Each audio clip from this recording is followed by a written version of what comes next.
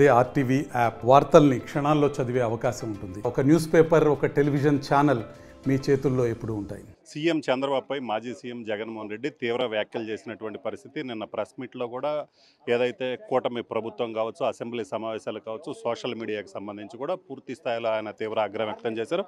ప్రస్తుతం మనతో పాటు విశాఖ ఎమ్మెల్యే వంశీకృష్ణ ఉన్నారు. సార్ చెప్పండి, నిన్న జగన్మోహన్ రెడ్డి మాట్లాడుతూ అసెంబ్లీ సమావేశాలు అసలు ఎందుకు జరుగుతున్నాయో అర్థం కావట్లేదు, ప్రతిపక్షం లేకుండా అసెంబ్లీ సమావేశాలు ఏంది, ప్రతిపక్షం ఉంటేనే కదా ప్రశ్నించేదని మాట్లాడుతున్నారు. కడుపుకు అన్నం తిన్నోళ్ళు ఎవరైనా మాట్లాడే ముందు నేను మాట్లాడేది ఏంటి ఆలోచించి మాట్లాడాలని తెలియజేస్తాను. ప్రజలు గెలిపిస్తే నువ్వు ఇంట్లో కూర్చొని మాట్లాడేందుకు అసెంబ్లీకి రా, దమ్ముంటే అసెంబ్లీకి రావడం మానేసి ఇంట్లో కూర్చొని ఇలాంటి చోది కబుర్లు చెప్పి తినడానికి ఎవరు సిద్ధంగా ఉన్నారు? నీ మనస్తత్వం ఇలాంటిది కాబట్టి నీ మనస్తత్వం తెలిసి ఇవాళ నేను 11 సీట్లతో ఇంట్లో కూర్చోబెట్టన్న విషయాన్ని నువ్వు గ్రహించాలి. ఇప్పటికి కూడా నువ్వు గ్రహించలేకపోతే ఆ 11 కూడా నెక్స్ట్ ఉండవన్న విషయం కూడా గుర్తుపెట్టుకోవాలి. ఇవాళ బయటికి రావడానికి కూడా భయపడుతున్నారు కార్యకర్తలు. మిమ్మల్ని నమ్ముకొని మోసపోయాం, మీ మనస్తత్వం ఎలాంటిది, మీరు మీ నాన్నలాగా ఉంటారు అనుకున్నాం, మీ నాన్నకి నీకు సంబంధం లేదు బాబు, సో నిన్ను నమ్ముకొని మేము తీవ్రంగా నష్టపోయాం కాబట్టి నీ పరిపాలన వద్దు, నువ్వు వద్దు అని చెప్పేసి ఇవాళ ఆ నాయకులందరూ కూడా అటు ఇటు చూస్తున్నారు. కాబట్టి వాళ్ళు వెళ్లకుండా కాపాడుకోవడానికి ఇలాంటి వేషాలు వేస్తూ ఉంటారు. మాట తిప్పను, మడం తిట్టను, పులివందల పులు అంతా పిల్లది, అంత డూపే, అక్కడ ఏమీ లేదు, అంతా డూపుతో బతుకుతాడు, డూపుతోనే యాక్ట్ చేస్తూ ఉంటాడు తప్ప ప్రజలకి తన నిజరూపం తెలిసిపోయింది కాబట్టే 11 సీట్లు ఆడు కూర్చొని పెట్టారు. ఆయన చూసి భయపడేవాళ్ళు కానీ, ఆయన మీద విశ్వాసం కానీ ప్రజలకు లేదు, నాయకులు లేదు. భవిష్యత్తు కూడా లేని పార్టీ ఉందంటే అది వైసీపీ అని స్పష్టంగా నేను చెప్తాను.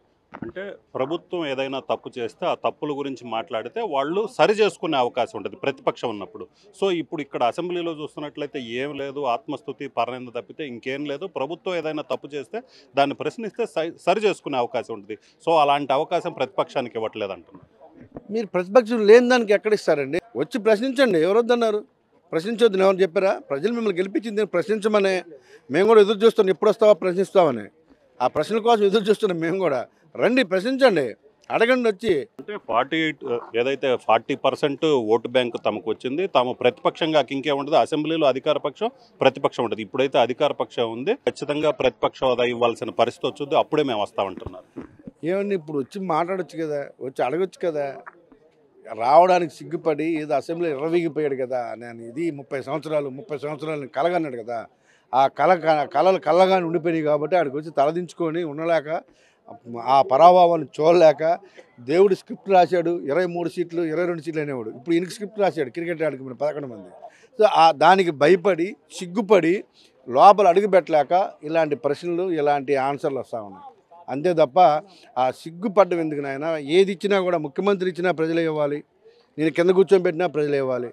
ప్రజలు ఇచ్చిన దానికి వచ్చి అసెంబ్లీలో కూర్చొని మాట్లాడు ప్రజల పక్షాన, అదే వస్తుంది ప్రతిపక్షం. నీ చోది కబుర్లు ఇని 10 సంవత్సరాలు ప్రజలు నమ్మి మడం తిప్పను, అది తిప్పను, అన్ని తిప్పుతామని తెలిసిపోయింది కదా ఆయన. ఇప్పుడు కన్నా రండి, మారండి, వద్దన్నది ఎవరు? సో ఫైనల్గా ఒకటి చెప్పండి, ఏదైతే ప్రభుత్వం ఇచ్చినటువంటి సూపర్ 6 హామీలను నెరవేర్చకపోతే ప్రశ్నిస్తేనే సోషల్ మీడియా వేదికగా అరెస్టులన్నీ ప్రశ్నిస్తే జరుగుతున్నాయి. పూర్తి స్థాయిలో ప్రజాస్వామ్యాన్ని కాలు రాస్తున్నారు. నిజంగా చంద్రబాబు సూపర్ 6 హామీలు ఇచ్చి ఆయన అమలు చేయట్లేదు, అందుకని తానే డైరెక్ట్గా పోస్ట్ పెడతా చంద్రబాబు 420, అప్పుడేం చేస్తారని అడుగుతుంది. మీరు ఎవరు గుర్తుపెట్టుకోవాలి, సోషల్ మీడియాలో పోస్టులు పెట్టిన వాళ్ళని అరెస్ట్ చేస్తున్న వాళ్ళందరూ కూడా వెధవలు. ఆ వెధవల పోస్ట్ చూడండి, ఈయనకి చెప్పడానికి సిగ్గు లేకపోయినా చూడండి. మీడియా సోదరులు కూడా చెప్తాను, ఏం పెడితే అరెస్ట్ చేస్తున్నారు, ప్రశ్నిస్తే ఎవరు అరెస్టులు చేయరు. ఈ చట్టాలు ఉన్నాయి, ప్రశ్నిస్తే చేయట్లేదు. ఈ వెధవలు పర్సనల్గా వెళ్ళిపోయి నోటికి వేస్తే మాట్లాడి ఆ వెధవల మీద చర్యలు తీసుకోలేదు. ఏ పార్టీ అయినా పర్లేదు, ఎవరున్నా పర్వాలేదు, వ్యక్తిగతంగా విమర్శలు చేసే వాళ్ళని ఎవరిని వదిలేదు లేదు, కఠినంగా చర్యలు తీసుకోవాలి. వెధవలను వదిలేదు లేదన్న విషయాన్ని స్పష్టంగా తెలియజేస్తా ఉన్నాం. వదిలే పరిస్థితి లేదు. నీకు పెట్టేవాళ్ళు లేరు, ఇంకా నీ మనస్తత్వానికి తగినట్టు ట్విట్టర్లో కానీ లేకపోతే సోషల్ మీడియాలో కానీ పోస్టులు చేసేవాళ్ళు కూడా ఉండరు. అలాగే నీ దగ్గర మాట్లాడేవాళ్ళు కూడా లేరు. కాబట్టి ఇవాళ ఆయన డైరెక్ట్గా రావాల్సి వస్తుంది. ఆ పార్టీని కాపాడుకునే ప్రయత్నంలో అదొక పార్ట్, అదొక యాక్టింగ్. సో ఇది పరిస్థితి. మొత్తం మీద అయితే మాత్రం జగన్మోహన్ రెడ్డి తన పద్ధతి మార్చుకోవాలి. ఇప్పటికైనా అసెంబ్లీకి వచ్చేసి సమస్యల మీద మాట్లాడాలి. అసెంబ్లీకి జగన్మోహన్ రెడ్డి ఎప్పుడు వస్తారని కూడా తాము కూడా ఎదురు చూస్తున్నాము. అలాగనే ప్రజలే ప్రతిపక్ష హోదా ఇవ్వనప్పుడు ఈ విధమైనటువంటి అవాకులు చవాకులు పెట్టడం అనేది కరెక్ట్ కాదు. అలాగనే సోషల్ మీడియాలో పెడుతున్నటువంటి పోస్టులకు సంబంధించి చూసుకున్నట్లయితే వాళ్ళు పెడుతున్నటువంటి పోస్టులు అత్యంత దుర్మార్గంగా ఉన్నాయి. అంత దుర్మార్గంగా వ్యక్తిగతంగా మాట్లాడటం వల్లే సోషల్ మీడియాలో పోస్టులు పెడుతుంటే అరెస్టులు చేస్తున్నాం. అంతేగాని ప్రభుత్వం ఏదైతే ఇస్తున్నటువంటి హామీలు ఉందో ప్రభుత్వాన్ని ప్రశ్నిస్తే అరెస్టులు ఉండవు. కేవలం వ్యక్తిగతంగా అత్యంత దుర్మార్గంగా మహిళల్ని వేధిస్తూ మహిళలను అసభ్య పదజాలంతో తిడుతున్నటువంటి పోస్టుల మీద మాత్రమే చర్యలు తీసుకుంటామని చెప్తున్నారు. కెమెరామెన్ ప్రసాద్తో రామారావు RTV అసెంబ్లీ నుంచి. మరిన్ని వీడియోస్ కోసం ఛానల్ ని సబ్స్క్రైబ్ చేయండి. లేటెస్ట్ అప్డేట్స్ కోసం వాట్సాప్ ఛానల్ ని ఫాలో అవ్వండి. ఆ లింక్ డిస్క్రిప్షన్ లో ఉంది.